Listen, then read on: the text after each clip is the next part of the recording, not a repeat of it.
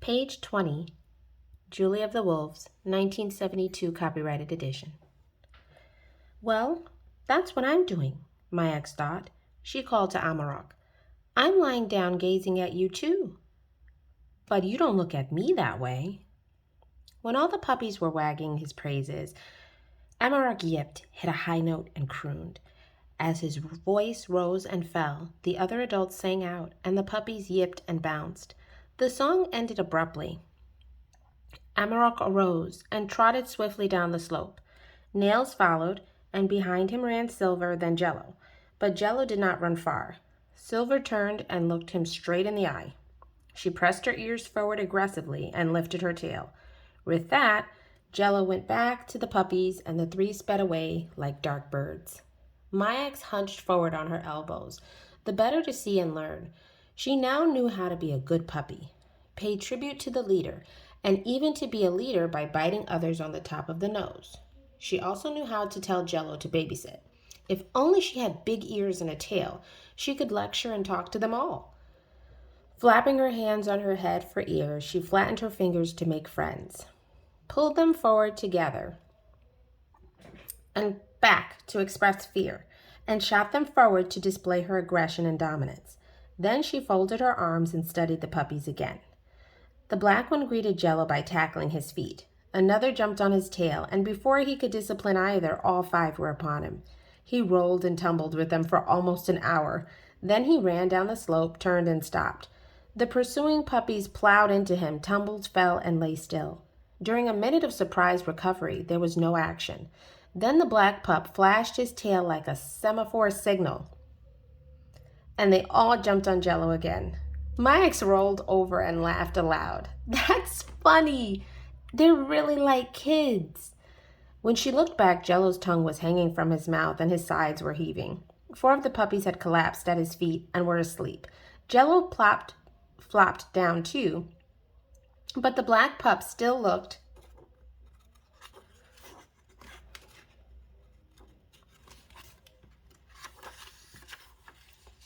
around. He was not the least bit tired. My ex watched him, for there was something special about him. He ran to the top of the den and barked. The smallest pup, whom my ex had called Sister, lifted her head, saw her favorite brother in action, and struggling to her feet, followed him devotedly. While they romped, Jello took the opportunity to rest behind a clump of sedge, a moisture-loving plant of the tundra. But hardly was he settled before a pup tracked him to his hideout and pounced on him. Jello narrowed his eyes, pressed his ears forward, and showed his teeth. I know what you're saying, she called to him. You're saying lie down. The puppy lay down, and my ex got on all fours and looked for the nearest pup to speak to. It was Sister. She whined, and when Sister turned around, Julie narrowed her eyes and showed her white teeth. Obediently, Sister lay down. I'm talking wolf! I'm talking wolf! My ex clapped, and tossing her head like a pup, crawled in a happy circle. As she was coming back, she saw all 5 puppies sitting in a row watching her, their heads cocked in curiosity. Boldly, the black pup came toward her, his fat backside swinging as he trotted to the bottom of her frost heave and barked. You are very fearless and very smart, she said. Now I know why you are special. You are wealthy and the leader of the puppies. There is no doubt what you'll grow up to be. So I shall name you after my father, Capuchin, and I shall call you Capu for short. Capu wrinkled his brow and turned an ear to tune in more acutely on her voice. You don't understand, do you? Hardly had she spoken than his tail went up, his mouth opened slightly, and he fairly grinned. Eli, she gasped, you do understand, and that scares me. She perched on her heels, Jello whined an undulating note, and Capu turned back to the den. My ex imitated the call to come home. Capu looked back over his shoulder in surprise. She giggled. He wagged his tail and jumped on Jello. She clapped her hands and settled down to watch this language of jumps and tumbles, elated that she was at last breaking the wolf code. After a long time, she decided they were not talking but roughhousing, and so she started home. Later, she changed her mind. Roughhousing was very important to wolves. It occupied almost the entire night for the pups. Ely! Okay, she said. I'll learn to roughhouse. Maybe then you'll accept me and feed me. She pranced, jumped, and whimpered. She growled, snarled, and rolled, but nobody came to roughhouse. Sliding back to her camp, she heard the grass swish and looked up to see Amarok and his hunters sweep around her frost heave and stop about 5 feet away. She could smell the sweet scent of their fur. The hairs on her neck rose and her eyes widened. Amarok's ears went forward aggressively, and she remembered that wide eyes meant fear to him. It was not good to show him she was afraid. Animals attack the fearful. She tried to narrow them, but remembered that was not right either. Narrowed eyes were mean. In desperation, she recalled that Kapu had moved forward when challenged. She pranced right up to Amarok. Her heart beat furiously as she grunt-whined the sound of the puppy, begging adoringly for attention. Then she got down on her belly and gazed at him with fondness. The great wolf backed up and avoided her eyes. She had said something wrong, perhaps even offended him. Some slight gesture that meant nothing to her had apparently meant something to the wolf. His ears shot forward angrily, and it seemed all was lost. She wanted to get up and run, but she gathered her courage and pranced closer. Swiftly, she patted him under the chin. The signal went off. It spread through his body and triggered emotions of love. Amarok's ears flattened and his tail wagged in friendship. He could not react in any other way to the chin pat, for the roots of this signal lay deep in wolf history. It was inherited from generations and generations of leaders before him. As his eyes softened, the sweet odor of ambrosia arose from the gland on the top of his tail, and she was drenched lightly in wolf scent. My ex was one of the pack. All through the sunny night, she waited for Amarok to come home with food for her and the pups. When at last she saw him on the horizon, she got down on all fours and crawled to her lookout. He carried no food. She cried. The pups must be nursing. That's why there's no meat. Slumping back on her heels, she thought about this. Then she thought again. You can't be nursing, she said to Kapu and plunked her hands on her hips. Silver growls when you suckle and drives you away. Kapu twisted his ears at the sound of her voice. Okay, she called to him. Where are you getting the food that makes you so fat? He ignored her, concentrating on Silver and Nails, who were coming slowly home from the hunt. Maix went back to her pot and stuffed on the cold, raw moss until her stomach felt full, if not satisfied. Then she crawled into her cozy home in the hope that sleep would soothe her hunger. She smoothed the silver hairs of her beautiful wedding parka, then carefully took it off and rolled it up. Placing it in her fur pants in a bag made of whale bladder, she tied it securely so that no moisture would dampen her clothes while she slept. This she had learned in childhood, and it was one of the old Eskimo ways that she liked, perhaps the only one. She had never violated it, even in the warm, gas-heated house in Barrow, for damp clothes could mean death in the Arctic. When her outer garments were put away, she took off the bright red tights her mother-in-law had bought for her at the American store in Barrow. Walking to the pond, she rinsed them and laid them in the sun. The cool air struck her naked body. She shivered and was glad that she had done one thing right. She had worn her winter clothes, not her light summer kuspuk, the woman's dress. The wind gusted. Mayak scrambled through the low door and slid into her sleeping skin. The silken softness of the rabbit fur embraced her, and she pulled the hood around her face so that only her nose was exposed. The fur captured her warm breath, held it against her face, and she became her own radiant stove. In this cozy micro-world, she forgot her hunger and recalled what she already knew about the wolves, so that she could put it together with what she had observed. Wolves are shy, Capuchin had said, and they desert their dens if discovered by man. Yet this pack had not. Did Amarok not know she was human? Perhaps not. She had never walked in his presence, the two-legged signal of man to wild animals. On the other hand, he must know. Cabogen had said that with one sniff, a wolf knew if you were male or female, adult or child, if you were hunting or not hunting, even if you were happy or sad. She concluded that Amarok tolerated her because she was young, had no gun, and was sad, a lost child. She next considered Nails. Who was he? Amarok's dependable friend, that was true. Yet she suspected he was even more than that, a spiritual father of the pups. Nails took orders from Amarok, but stayed close to Silver and the little wolves. He was father when their real father was busy. He was Amarok's serious partner. But Jello, who was he? Where had he come from? Was he a pup of a previous year? Or had he joined the pack just as she had, by soliciting Amarok for membership in this tribe? There was much to learn about her family. Max did not know how long she slept, for midnight was almost as bright as noon, and it was difficult to judge the passing of time. It did not matter, however. Time in the Arctic was the rhythm of life. The wolf pups were barking their excited yippoo that rang out the hour of the end of the hunt. The pack was coming home. With visions of caribou stew in her head, she got out of her sleeping skin and reached for her clothes.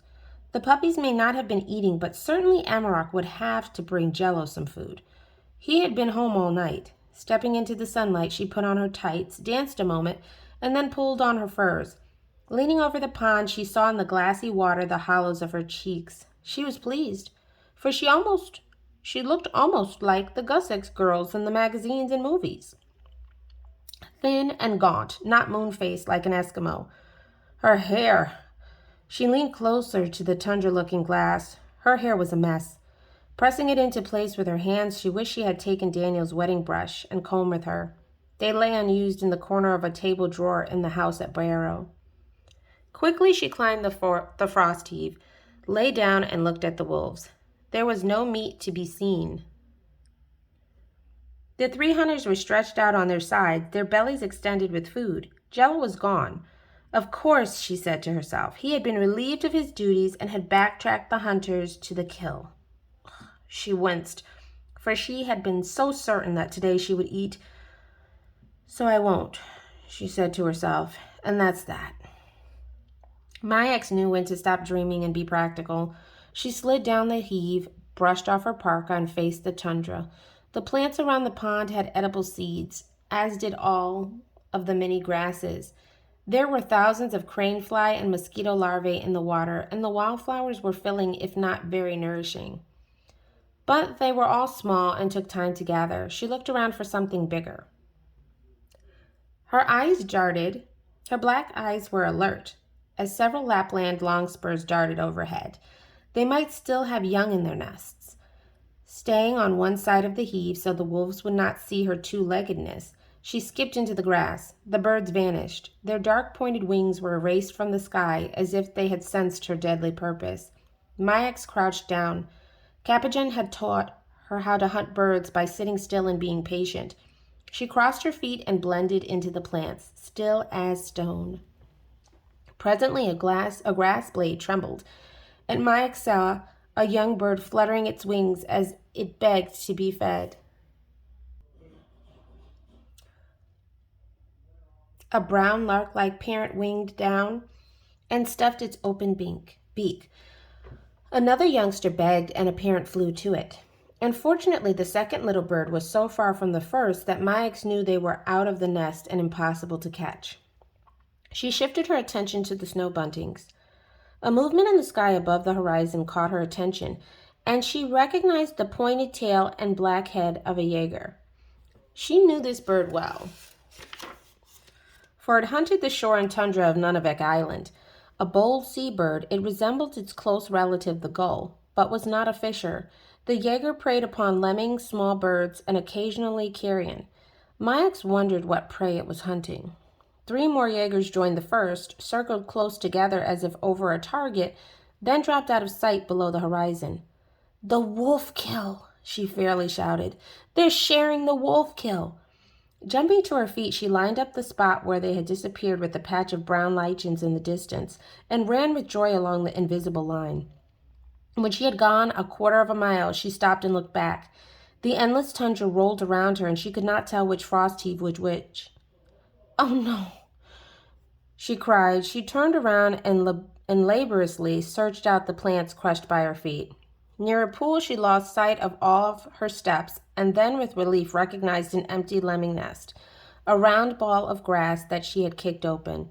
She pounced on it, saw a flower she had trampled, and ran up the heave to it. From the top, she looked across the distance to her own precious house.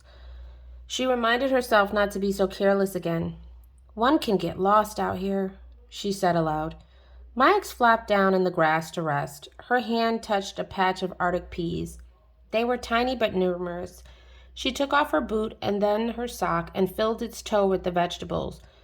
When all were harvested, she swung the sock over her shoulder and, striding joyously, rounded her pond and plunked the peas in her pot. She rolled them around with her fingers and they rattled musically. She rolled them again and made up words to fit their rhyme. "Peas that go tink, peas that go tot, peas that will never grow outside my pot." The puppies yapped and Silver ran out across the tundra. She leaped with grace, her fur gleaming like metal. Then she swept into a deep in the landscape and vanished. Up from the horizon rose the Jaegers, announcing that Silver had gone to the kill. Clutching the cooking pot to her breast, Max excitedly waited to see her bring back meat for the pups. The Jaegers circled, the long spurs tumbled on their wings, and at last Silver came home. Her mouth was empty. "I don't understand. I just don't understand," she said to the pups. "What is keeping you alive?"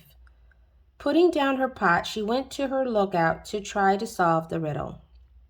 Silver came up this long slope, gave the grunt whine that summoned the pups, and Capu ran to meet her. She pulled back her lips in a smile and nosed him affectionately. Then Capu stuck his nose in the corner of her mouth. Silver arched her back, her neck rippled, and she choked up a big mound of meat. Capu sat upon it with a snarl. "So that's it," said Max. "The meat's in the belly basket. Now what do I do?" Capu let Sister share the meal with him, but not Zing, Zat, and Zit, as Max had dubbed the 3 tawny pups who had little personality as yet. Zing rushed over to the resting Silver and cuddled up against her.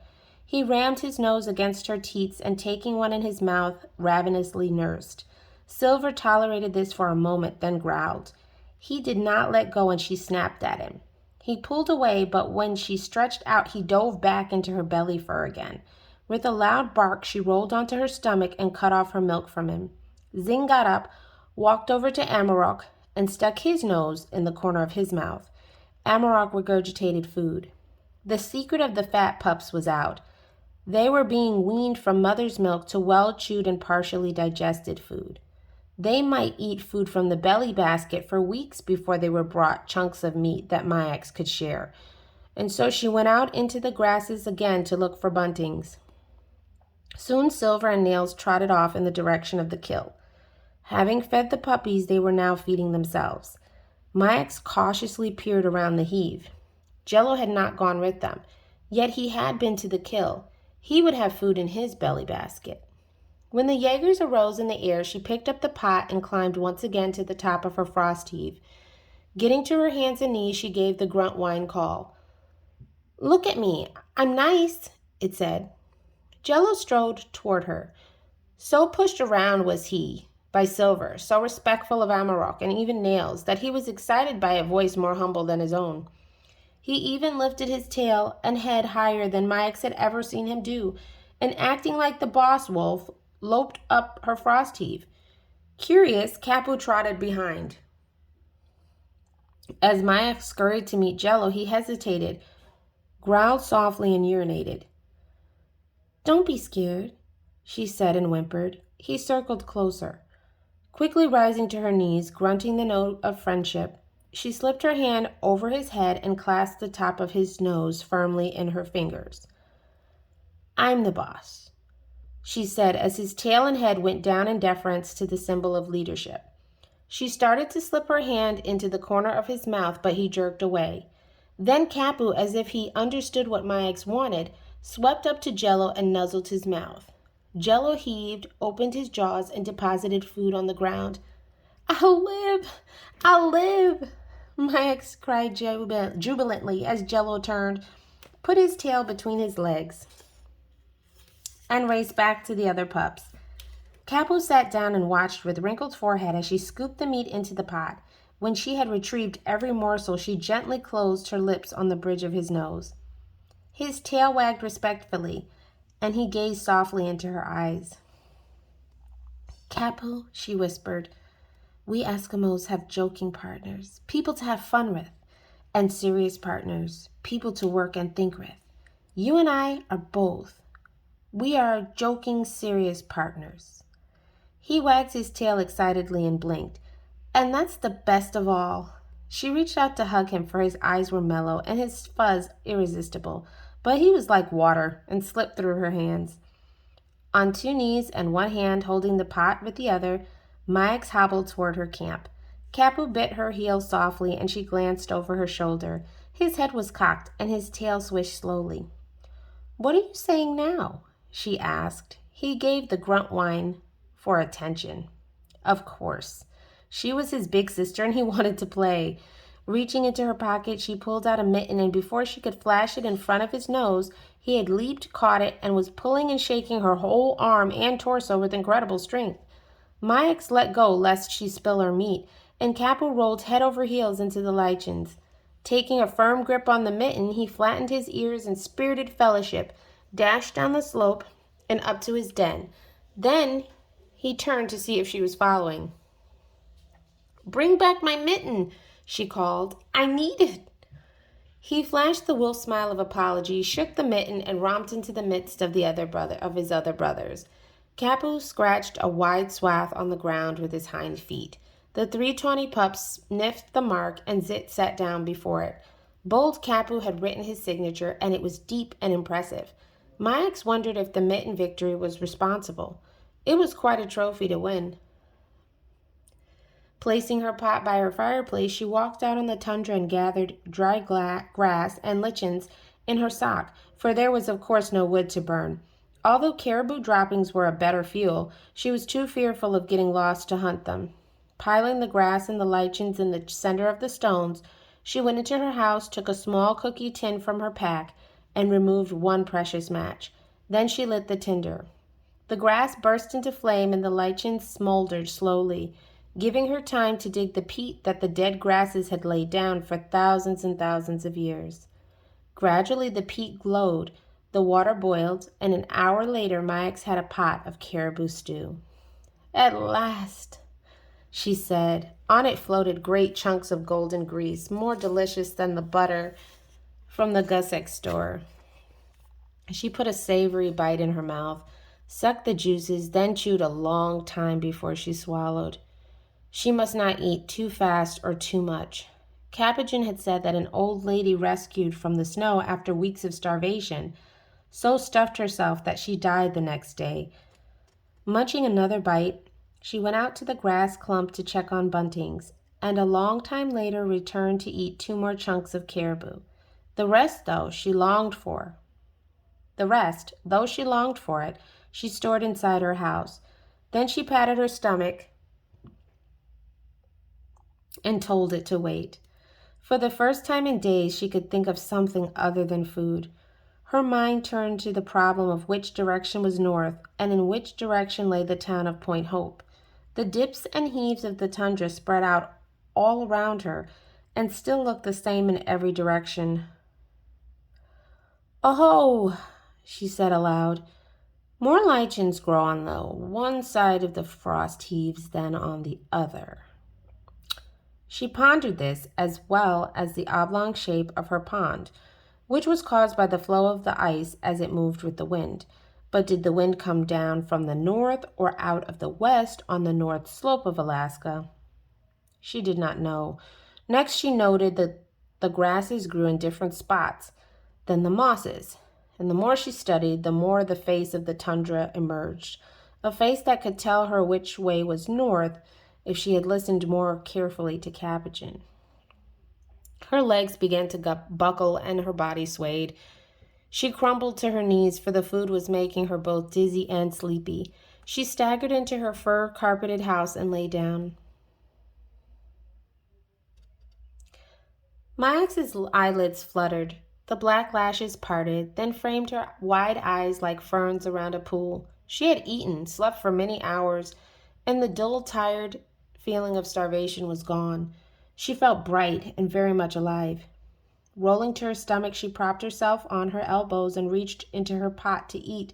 She ate a lot. The food in the pot lowered drastically. When but 2 meals remained, she made up her mind to tell Amarok she wanted a whole shank of caribou. Wolves did bring food to their dens. Capuchin had seen them walk long miles in spring, with legs and ribs for the mothers who laid in the ground with their pups for almost 10 days after birth. Well, she had no puppies to induce Amarok to feed her, so she pondered again. Capuchin had once told her of a wolf who was wounded by the hooves of a caribou. He limped to a rock cave and lay down to recover. Every night his leader trotted over the snow, bringing him meat until he was well and could rejoin the pack. Mayax did not want to suffer a wound, but it seemed to her that in order to be fed by wolves, one had to be helpless. If that's the case, she said to herself, I should be buried in food. I'm helpless enough. I cannot fell a caribou or catch a bird, and I'm lost besides. She thrust her head out of the door. Amarok, I'm helpless, she cried. The chilly air tingled her nose, and she noticed that the cotton grasses by the pond were seeding out into white puffs. This was worrisome, for they marked the coming of autumn, the snows, and the whiteouts. Whiteouts could be dangerous. When the cotton grass heads were gone, the winds would lift the snow from the ground to the air, and she would not be able to see her feet. She would be imprisoned wherever she stood, maybe for days, maybe till death. Emerald howled a long note to assemble. Silver and Nails barked a brief coming, and it was the beginning of a new day for Mayax and the wolves. Although the clocks in Barrow would say it was time to get ready for bed, she was getting up, for she was on wolf time. Since there was no darkness to hamper her vision, night was as good a time to work as day, and much better if you were a wolf girl. Rehearsing whimpers and groveling positions as she climbed to her lookout, she got ready to tell Amarok how helpless she was in her own language. He was awake, lying on his side, watching Sister's paw twitch as she slept. He got up and licked the restless sleeper as if to say all's well. The paw relaxed. Mayax whimpered and twisted her head appealingly. Amarok shot her a glance and wagged his tail as if she had said, hello, not I'm helpless. Suddenly his head lifted. His ears went up, and Amarok sniffed the wind. Mayax sniffed the wind and smelled nothing, although Amarok was on his feet now, electric with the airborne message. He snapped his hunters to attention and led them down the slope and off across the tundra. Jello stayed home with the pups. The pack moved in single file almost to the horizon, then swerved and came back. Shading her eyes, Mayax finally saw what the wind had told Amarok. A herd of caribou was passing through. She held her breath as the hunter sped toward a large buck. The animal opened his stride and gracefully gained ground. He could so easily outrun the wolves that Amarok let him go and trotted toward another. This one too outdistanced the pack, and Amarok swerved and tested another. Just as Mayax was wondering how the wolves ever caught anything, Amarok put on full speed and bore down on a third. This animal could not outrun him, and when Amarok attacked, he turned and struck with his powerful hooves. Like a bouncing ball, the leader sprang away. Nails and Silver fanned out to either side of the beast, then veered and closed in. The caribou bellowed, pressed back his ears, zigzagged over a frost heave, and disappeared from sight. They're chasing the weakest, Mayax said in astonishment. It's just like Capuchin said. Wolves take the old and sick. She looked from the empty tundra to the busy den site. Capu was staring at her, his eyes narrowed, his ears thrown forward aggressively. Now why are you being so hostile? She asked, then looked at her feet and legs. Ely, She dropped to all fours and smiled apologetically. Aye, Capu, you've never seen a man in all your life. What is it that tells you to beware? Some spirit of your ancestors that still dwells in your body? She gave the grunt whine, and Capu pressed down his ears, snatched up a bone, and brought it over to her. She grabbed it, he tugged. She pulled, he growled. She giggled, and Jello called Capu home. He cocked an ear, rolled his eyes, and ignored the babysitter. You're naughty, she said with a covered grin with her hand. Martha would scold me for that.